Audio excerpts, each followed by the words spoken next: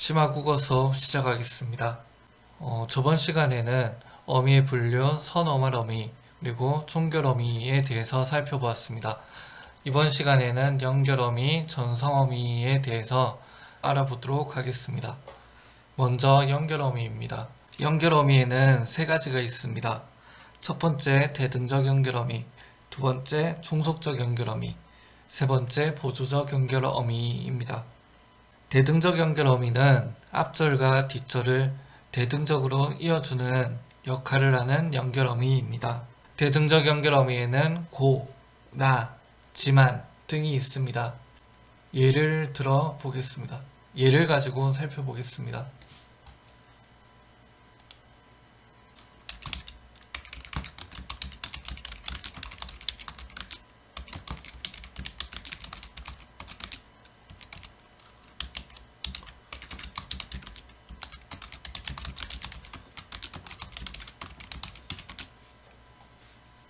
이 두 문장을 봤을 때 인생은 짧고 예술은 길다, 인생은 짧다, 예술은 길다 라는 대등한 두 문장을 이 고라는 연결어미가 이어주어서 하나의 문장이 되었습니다. 우리는 졌다, 우리는 잘 싸웠다 라는 두 문장을 지만이라는 연결어미가 이어서 하나의 문장으로 만들었습니다. 이 문장 인생은 짧고 예술은 길다 같은 경우에는 고가 사용되었는데요. 고를 연결어미로 사용했을 때는 앞절과 뒷절의 관계가 순접의 관계입니다. 하지만 지만이라는 연결어미로 앞절과 뒷절을 이어줬을 때는 역접의 관계가 됩니다. 여기까지는 뭐 어려운 거 없죠? 바로 넘어갈게요. 다음으로 종속적 연결어미입니다. 종속적 연결어미는 앞절의 의미가 뒷절의 의미에 종속되어 있는 경우 사용합니다. 종속적 연결어미에는 원인이나 이유를 나타내는 니까, 어서, 배경을 나타내는 는데, 조건을 나타내는 으면, 의도를 나타내는 으러, 으려고, 양보를 나타내는 어도, 아도가 있습니다. 예를 가지고 살펴보겠습니다.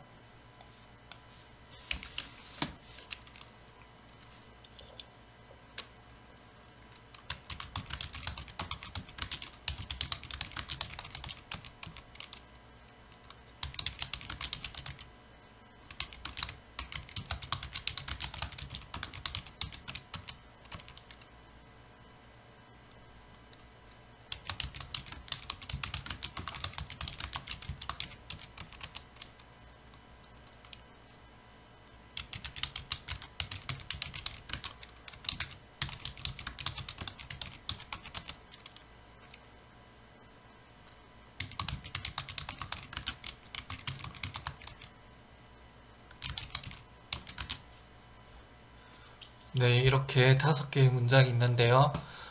비가 오니까 나중에 가거라. 이 니까는 앞절이 뒷절에 이유나 원인이 됨을 의미합니다. 집에 가는데 친구를 만났다.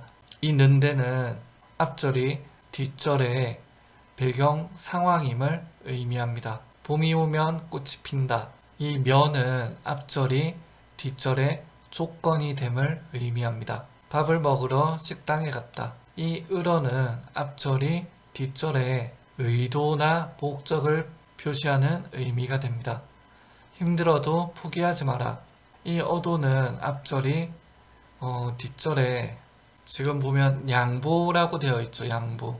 근데 우리가 알고 있는 이 양보의 의미는 자신의 자리나 물건이나 이런 걸 다른 사람에게 미루어 주는 거죠. 남을 위하여 자신의 이익을 희생하는 것. 이걸 양보라고 하는데 이 연결어미를 양보의 연결어미라고 하거든요. 근데 양보라는 말이 우리가 쉽게 이해도 안 될 뿐더러 그렇게 적확한 표현은 아닌 것 같아요. 이 양보라는 말을 여기서는 어떻게 해석을 해야 되냐면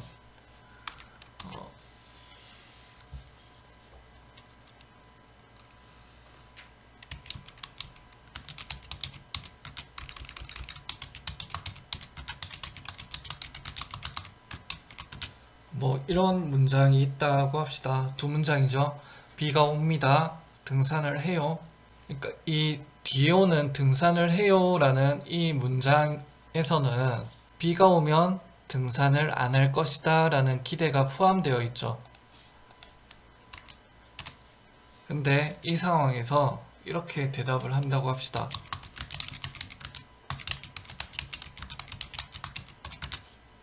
비가 와도 등산을 합니다.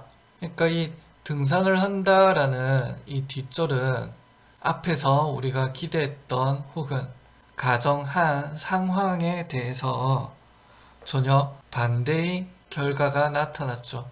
이럴 경우에 이 어도 혹은 아도를 쓰게 되는 겁니다. 양보라고 했지만 가정한 상황에 대한 반대의 결과라고 우리는 이해를 합시다. 대등적 연결어미와 종속적 연결어미를 살펴봤는데요. 대등적으로 이어진 문장과 종속적으로 이어진 문장 사이에는 몇 가지 통사적인 차이점이 있습니다.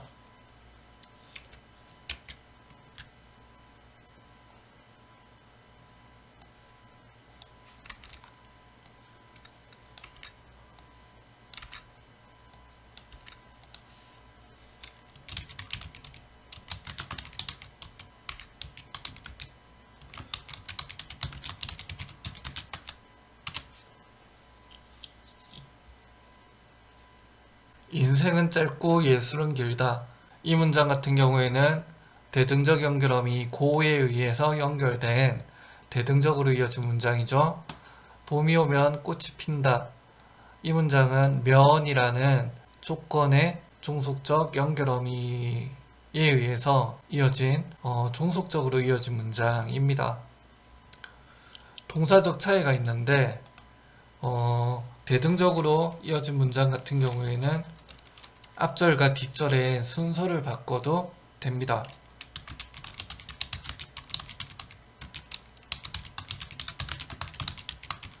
이렇게 해도 큰 의미 변화가 없습니다. 하지만 종속적으로 이어진 문장 같은 경우에는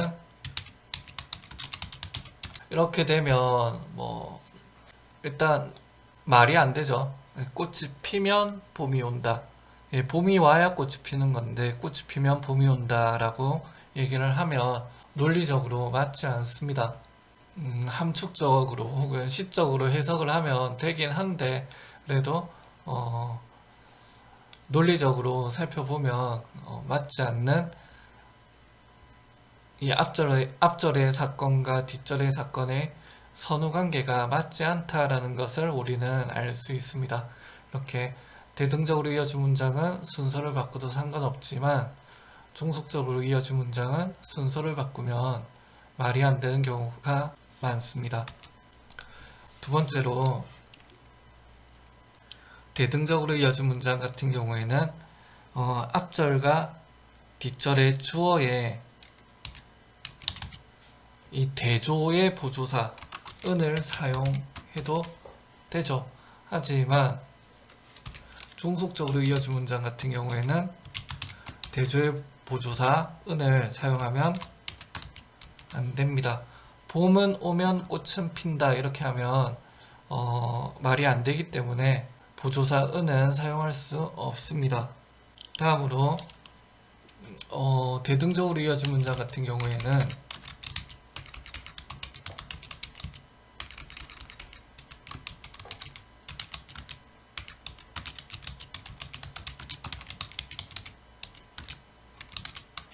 이렇게 앞절이 뒷절의 가운데에 들어갈 수 없습니다.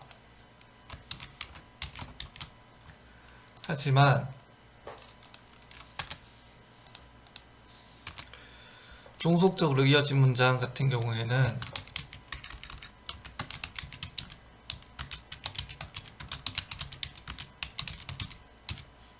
이렇게 앞절이 뒷절의 한가운데 자리 이동이 가능하죠. 대등적으로 이어진 문장 같은 경우에는 그 앞절과 뒷절이 매우 독립적이기 때문에 독립적인 절 속으로 들어갈 수 없게 되는 것입니다. 하지만 종속적으로 이어진 문장 같은 경우에는 그 의미가 상당히 의존적이고 독립적이지 않기 때문에 뒷절 속으로 자리 이동이 가능한 것입니다. 이렇게 대등적으로 이어진 문장과 종속적으로 이어진 문장에는 이런 동사적인 차이가 있습니다. 이런 차이를 통해서도 우리는 이 문장이 종속적이구나 혹은 대등적이구나 하는 것을 파악할 수 있습니다. 자, 마지막으로 보조적 연결어미입니다. 보조적 연결어미는 본용언과 보조용언을 이어주는 역할을 합니다. 아, 개, 지, 고 이렇게 대표적으로 4가지의 종류가 있습니다.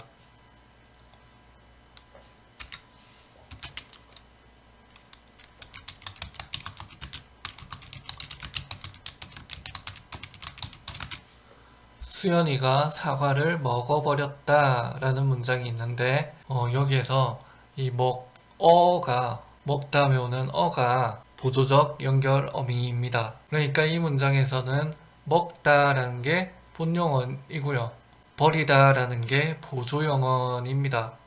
보조용언만으로는 문장이 성립되지 않거나 그 의미가 너무나 다르게 변해버립니다.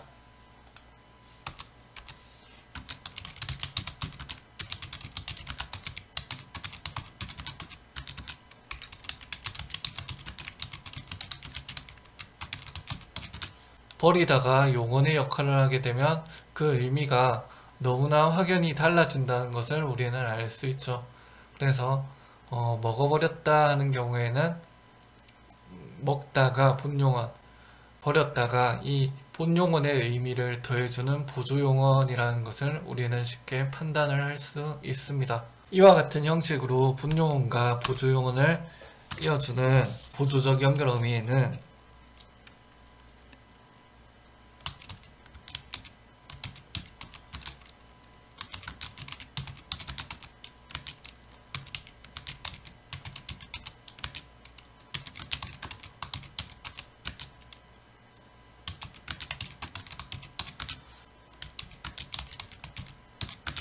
이런 것들이 있겠네요. 아, 개, 지, 고 이렇게 4가지. 먹어보다, 가고 싶다, 하게 되다, 하고 있다, 앉아 있다, 하지 않다 이런 식으로 사용되었을 때 이 악의 지구어는 보조적 연결어미의 역할을 하는 것입니다. 앞에 했던 대등적 연결어미와 종속적 연결어미에 의해서 절과 절이 이어지면 대등적으로 이어진 문장, 종속적으로 이어진 문장 해서 겹문장으로 처리를 합니다. 하지만 보조적으로 이어진 문장 같은 경우에는